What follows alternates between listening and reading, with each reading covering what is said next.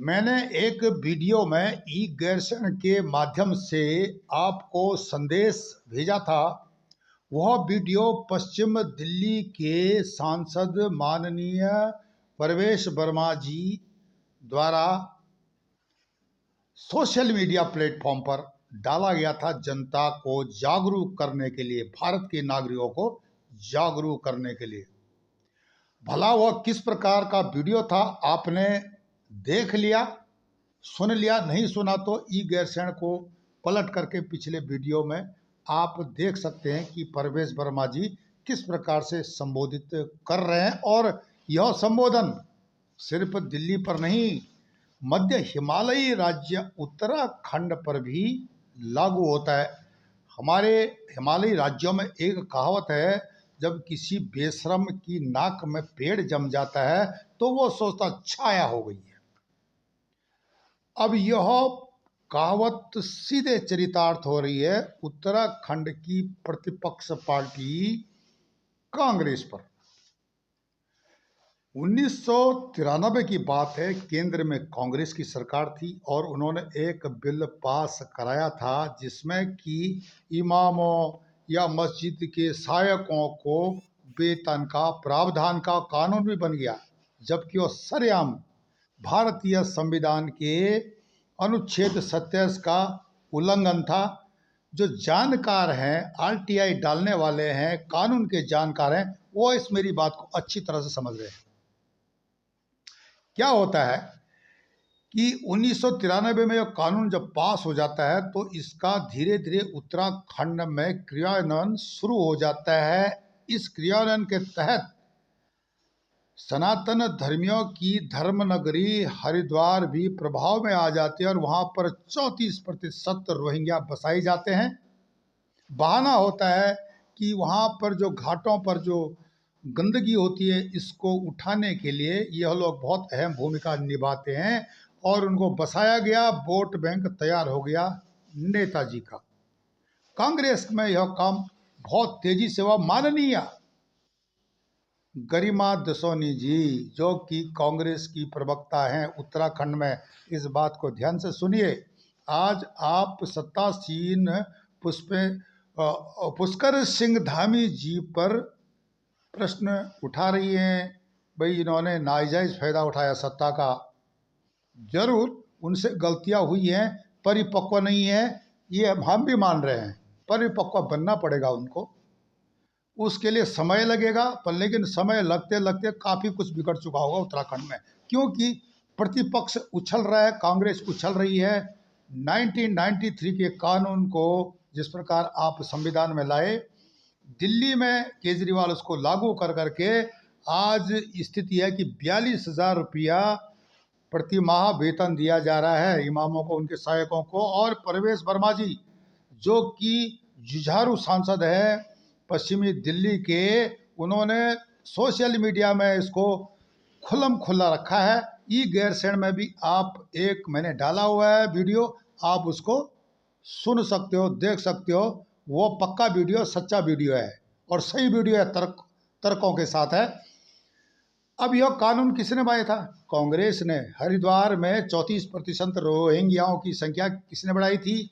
कांग्रेस ने। आप उछल कूद मत मचाइए इन विषयों पर। यूके SSSC या जो है अंकिता हत्याकांड, या दूसरे जो HS बवेजा जैसे जिनको लाए हैं हिमाचल से उठा करके, उन पर भी आप थोड़ा बोलिए। HS बवेजा जैसे घोटालेबाज निदेशकों पर भी, जो कि जमे हुए हैं, क्योंकि यह राजनीतिक अपरिपक्वता का एक हमारे को संदेश दे रहा है कि जब राजनीतिक अपरिपक्व होते हैं तो क्या होता है। जिस प्रकार हरिद्वार में 34% सनातनियों की धर्मनगरी में रोहिंग्या बसाए गए, बहाना ये था कि वहाँ पर घाटों पर कूड़ा करकट उठाने के लिए इन लोगों की जरूरत है। आप अपना मैनेजमेंट नहीं कर पाए, बाकी हिंदुस्तान के लोगों को रोजगार नहीं दे पाए, और रोहिंग्या जो उठा रहे थे उन्होंने पूरे पूरे कूड़े को फ्री में उठाया। आपने बिल बनाए और डकार गए। अब आप बोलते हो कि पाकिस्तान के जितने भी जो 10% वाले हैं, तो उनकी अगर आपसे तुलना की जाए कांग्रेस काल के घोटालेबाजों से, तो उसमें अतिशयोक्ति नहीं होगी, मैं समझता हूँ। गरिमा जी, जरूर आप प्रतिपक्ष में, आपको आलोचना करनी चाहिए, और आलोचना से जो पक्ष में बैठा हुआ है सत्तासीन है, उसको होशियार होना पड़ेगा। पर लेकिन आप इतनी उछल कूद भी मत मचाइए कि आप साफ दूध के धुले हुए थे।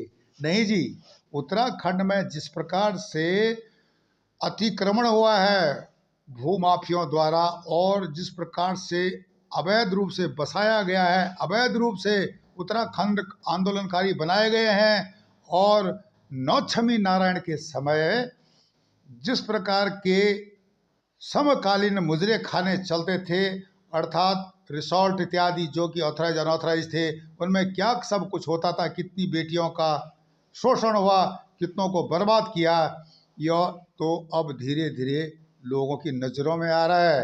यह सब चल रहा है, थोड़ा बहुत होशियार हुए हैं।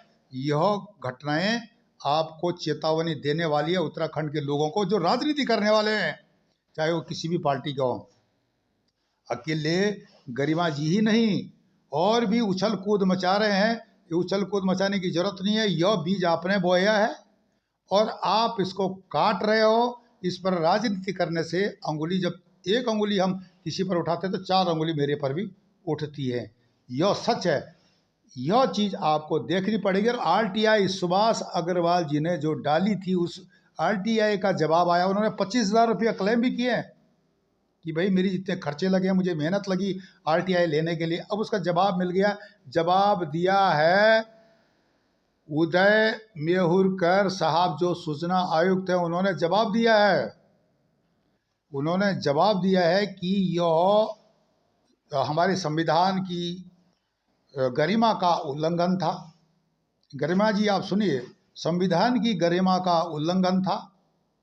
1993 में जो बिल पास हुआ कि इमामों को और उसके सहायकों को वेतन दिया जाए, दिल्ली में तो 42,000 रुपया सरेआम केजरीवाल सरकार दे रही है।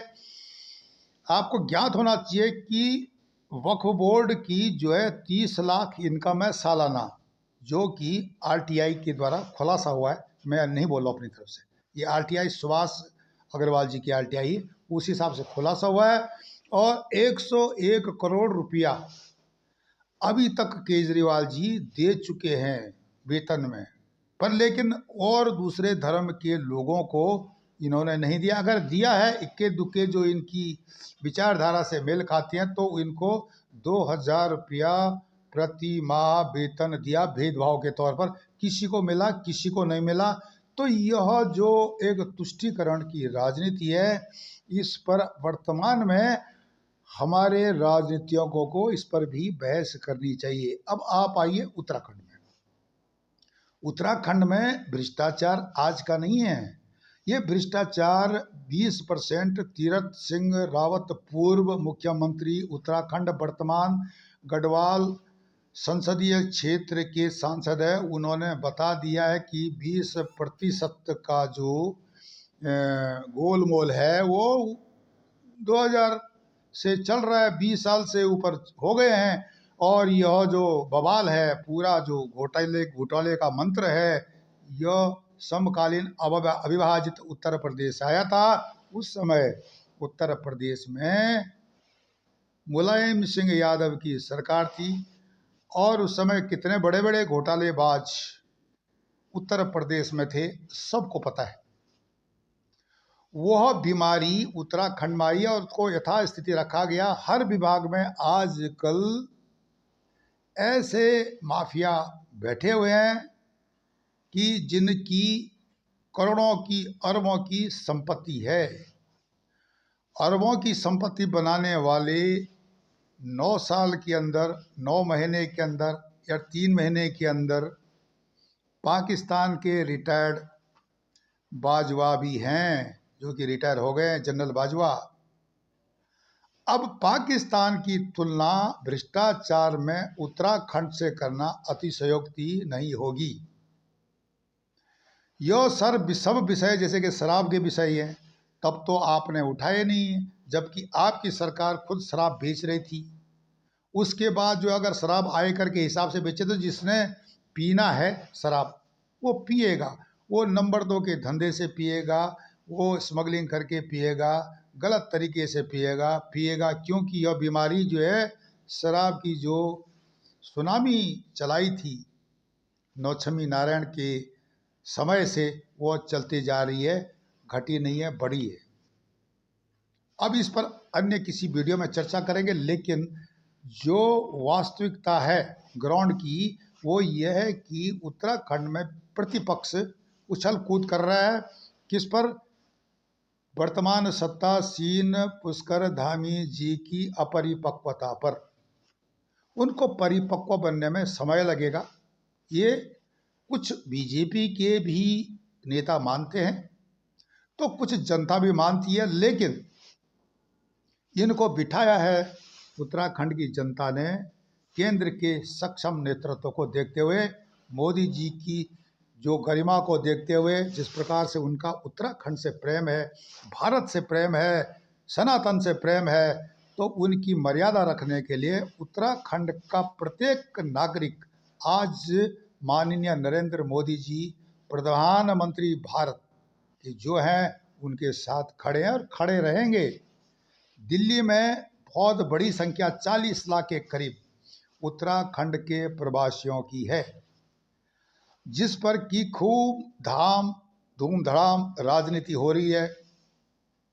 यहाँ पर स्थिति यह है कि 8वीं सूची में डालने की जो है बात नहीं होती है, दिलबर सिंह नेगी हत्याकांड की बात नहीं होती है, किरण नेगी के हत्यारों या बलात्कारियों की बात नहीं होती है। केजरीवाल जी चुपचाप हैं, उनकी बात बहुत दिन से चल रही है कि जहाँ वोट ज़्यादा मिलते हैं, वोट बैंक है, उनको लुभाया जाए, उन मौलवियों को, उन इमामों को और उनके सहायकों को वेतन दिया जाए जो कि दिल्ली की जो है वो डेमोग्राफी खराब कर सकें, जिहाद की पढ़ाई पढ़ा सकें। अब आप लगा लीजिए कि सत्येंद्र जैन जी जो कि तिहाड़ में जिनका वीडियो आ रहा है, जिनकी जो है मालिश चल रही है, या आम आदमी पार्टी के जो विधायक गुलाब सिंह जी हैं, उन पर उनकी पार्टी ने किस प्रकार से व्यवहार किया, इसको तो कई बार जो है पश्चिमी दिल्ली के सांसद परवेश वर्मा जी जनसभाओं में बोल चुके हैं। तो इन चीज़ों को देखते हुए आप समझ सकते हो कि प्रतिपक्ष या जो वामपंथी सोच या टुकड़े टुकड़े गैंग किस प्रकार से अल्पसंख्यक को लुभाने के लिए इस 1993 के जो विधेयक का जो है जो पास हुआ था उसका फ़ायदा उठा रहे हैं। उत्तराखंड में यही हुआ है। उत्तराखंड में जगह जगह मस्जिदें बनना, मज़ार बनना, मौलवियों को पैसा देना, ये सारी चीज़ें हुई थी। अब ये लगा लो कि धामी जी उस पर बहुत ढीले चल रहे हैं। 5 साल धर्म परिवर्तन के लिए जो है सजा कांग्रेस बना के गया, आपने 5 साल बढ़ा दिया, 10 साल बढ़ा दिया, वही चीज़ करती ना जो कांग्रेस ने किया है। आपने सख्त कानून नहीं बनाए, आपने नहीं कानून बनाया कि जो धर्म परिवर्तन कराने वाले की प्रॉपर्टी को नस्ता नबूद किया जाए इनिशियल स्टेज में, उसके बाद उस पर मुकदमा चलाया जाए। ये कानून बनना चाहिए था, ये कानून नहीं बना। उसके अलावा जो है पूरा नहीं बना, अधूरा बना, अधूरा छूट गया। आपने यूनिफॉर्म पढ़ाई के बारे में मदरसों की तो ठीक ठाक बात कर ली, लेकिन मदरसों में जो कैमरे लगना और जो जिहाद की पढ़ाई जो मौलवी कट्टर मुल्ले कराते हैं उस पर प्रतिबंध लगाना, उस पर कानून, सख्त कानून बनाना, इस पर बात नहीं हुई। परिपक्वता की कसौटी पर जनता इस प्रकार से परखती है। आपको इसमें कदम आगे बढ़ाने पड़ेंगे और केंद्रीय नेतृत्व के सामने अपने को सिद्ध करना पड़ेगा कि मैं ईमानदारी से काम कर रहा हूँ। अपने जो हमने वादे किए थे उत्तराखंड की जनता को, उस पर हम खरे उतर रहे हैं। उत्तराखंड की जनता यही चाहती है ताकि आने वाले भविष्य में हमारे जो सनातनियों की पवित्र भूमि उत्तराखंड है दूषित न हो, और यह शुरू हो गया है। मैं कई वीडियो में आपको बता चुका हूँ, इसके आंकड़े मौजूद हैं कि जहाँ जहाँ धर्म नगरियाँ हैं उत्तराखंड में, 4 धाम हैं, उसके आसपास जिहादियों की बस्तियाँ मुस्तैदी तेजी से बढ़ी हैं। इसके पीछे क्या कारण है, यह बीजेपी और कांग्रेस के नेता समझ लें। कांग्रेस तो ऐसे भी तुष्टीकरण के मामले में काफ़ी बदनाम है। आम आदमी पार्टी कांग्रेस के पद चिन्हों पर चल रही है और दिल्ली में यह सब काम कर रही है। 40 लाख उत्तराखंड के प्रवासी इस प्रपंच को देख रहे हैं और एमसीडी के चुनाव भी चल रहे हैं। इस वीडियो को आप चुनाव से न जोड़ें, आप अपनी दिमाग से काम लें कि अगर भविष्य में एमसीडी की जगह पर जो बीजेपी की जगह एमसीडी में आम आदमी पार्टी के प्रतिनिधि आ जाते हैं तो स्थिति क्या होगी। यह समझ सकते हो कि दिल्ली में विधानसभा में भी आम आदमी पार्टी होगी, एमसीडी में भी होगी, तो किस प्रकार के आपके ऊपर कार्रवाई होगी। आप समझ सकते हो कि पुरानी दिल्ली जो ईस्ट दिल्ली है, पूर्वी दिल्ली में जो दंगे हुए थे, उनमें जो एक प्रायोजित दंगे थे, किस प्रकार से आम आदमी पार्टी के नेता इससे जुड़े हुए थे, वे पकड़े भी गए, उनका खुलासा हुआ। तो इसका मतलब ये हुआ कि जो बहुसंख्यक को नीचा दिखाने के लिए, वोट बैंक बनाने के लिए यह काम कई वर्षों से चलते आ रहा है और विदेशों से भी इसकी फंडिंग होने में कोई शक नहीं है। इसके पीछे कई तर्क मिल चुके हैं। हमारी जो केंद्र की जो गुप्तचर एजेंसियां हैं या राज्य की गुप्तचर एजेंसियां हैं या सुरक्षा से संबंधित जो भी विभाग हैं, उनको इसकी इन्फॉर्मेशन है। आप हमारे चैनल ई गैरसैंण को लाइक करें, सब्सक्राइब करें, कमेंट्स करें और शेयर करें। अधिक से अधिक लोगों को यह वीडियो भेजें ताकि उनके बीच में जागरूकता बढ़े अपने राष्ट्र के प्रति और राष्ट्रवाद की भावना उनके अंदर आए, ताकि वे बेवकूफ़ न बने, थोड़े थोड़े लालच में न आए। मैं मदन मोहन ढौंडियाल ई गैरसैंण पब्लिक ग्रुप की तरफ से आपका धन्यवाद करता हूँ। नमस्कार, धन्यवाद।